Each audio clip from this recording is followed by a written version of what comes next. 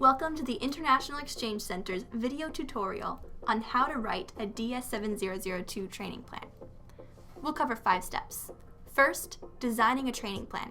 Second, completing Form DS7002. Third, dividing DS7002 into phases. Fourth, cultural activities and orientation. Fifth, some common mistakes. We'll begin by talking about how to design your training plan. Before you begin to fill out the DS7002, make sure to think about these 6 guiding questions. First, what will the J1 need to learn? The purpose of the J1 training or internship program is to equip exchange visitors for careers back in their home countries. Next, what resources will the host company provide to the J1? Who will supervise daily? Will the J1 have a dedicated workstation? Third, the training program should have clearly defined goals and outcomes.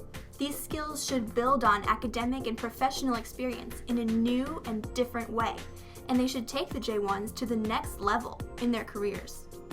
The training they're receiving should be different from any training they could receive in their home countries. How will the trainee or intern be instructed? Classroom learning, shadowing an expert, and keeping a learning journal are all options. In addition, how long will it take to learn each new skill? This will determine the length of each phase on the DS7002. How will the trainee or intern be given feedback and evaluated? Learning takes place during debriefing as well, so keeping track of a J1's progress is essential to a successful training program. So make time for self-reflection. What plans are in place for cultural exchange? Cultural exchange doesn't only mean Thanksgiving dinners and baseball games, but also giving J1s opportunities to share their own home cultures, which normally takes place in the office. The Department of State has asked us to document the cultural exchange as it takes place, so be as specific as possible on the DS7002. Next, we'll discuss completing Form DS7002. But first, here are some important things to remember about the form. Fill in all the requested information on the form. Don't leave any boxes blank. You may find that not all the information fits on the form, so we recommend breaking phases into parts. For example, Phase 1A, 1B, and 1C could all cover the same time period. The training plan should show a logical progression of skills building upon one another. We do not require original signatures on the form. And don't sign in the sponsor signature field. That's for us. Here is a blank copy of Form DS7002. Make sure that you include all of these pages in the copy that you submit to the International Exchange Center. We have created a sample DS7002 that explains each section in detail, so check out that resource on our website. Pages 1 and 2 of the DS7002 ask for participant and host company information and signatures of agreement. And if you have multiple supervisors or sites of activity, you will need a new page 1 and 2 for each. Page 3 is the phase attachment, which we'll discuss in greater detail in the next section of the video. Don't forget the last page. That's required by the Paperwork Reduction Act. Let's zoom in on the phase attachment form. We'll break down the information that should be in each box.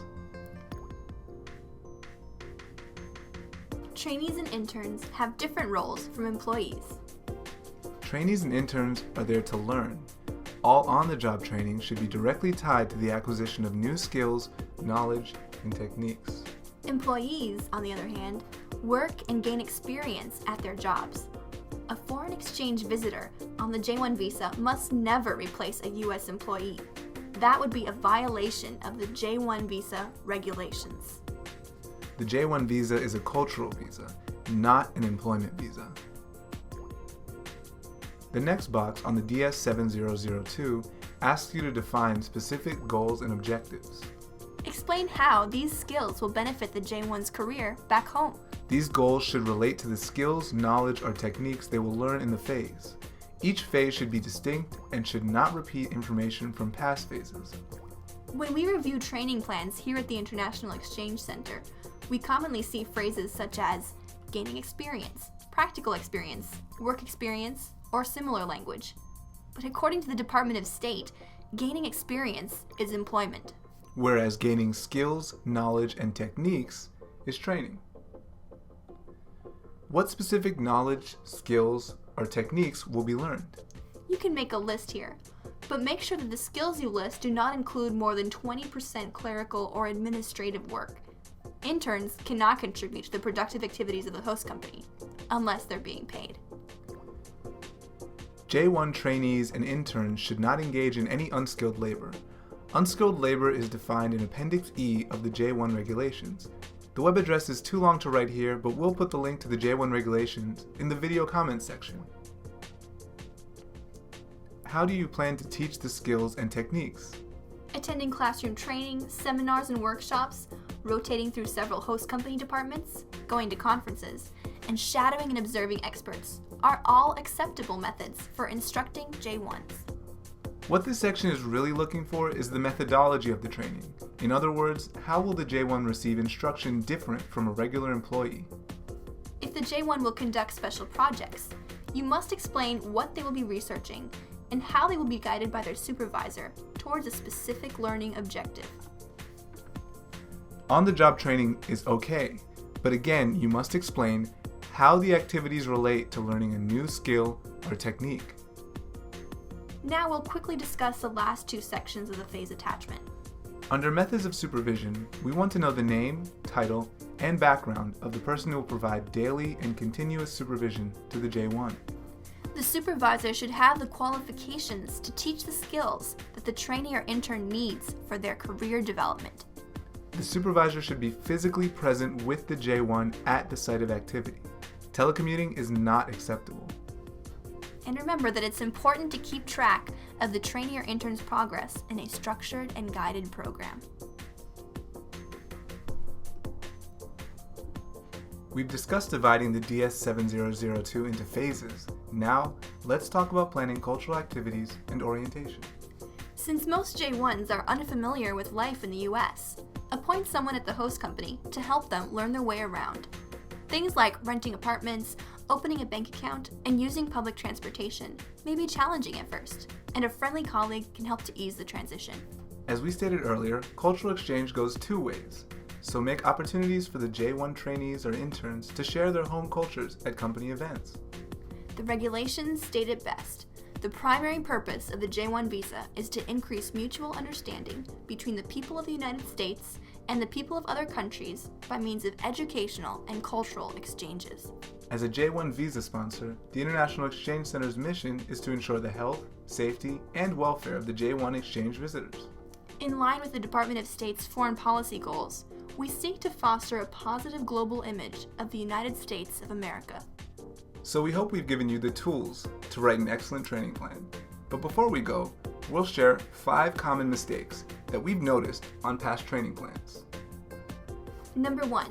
Visa officers only have a few minutes to review each DS7002, so use clear and simple language. Number 2. The State Department requires that all host companies must have workers' compensation insurance. Whether or not the J1 trainee or intern must be covered by that insurance varies according to state and local law. Number 3. You must provide the name of the workers' compensation insurance carrier, but not the policy number. Number 4. Don't forget to write the IRS employer ID number. And last but not least, number 5. In the amount of compensation, include the value of any expenses that will be directly covered by the host company, such as travel, relocation, and living expenses. Alright, that concluded our tutorial on writing a DS7002 training plan. Please visit us at internationalexchangecenter.org or email us at j1program@imcouncil.org. We'd love to hear your feedback, questions, and comments. Thanks for your attention, and we hope this video has served as a good resource for you.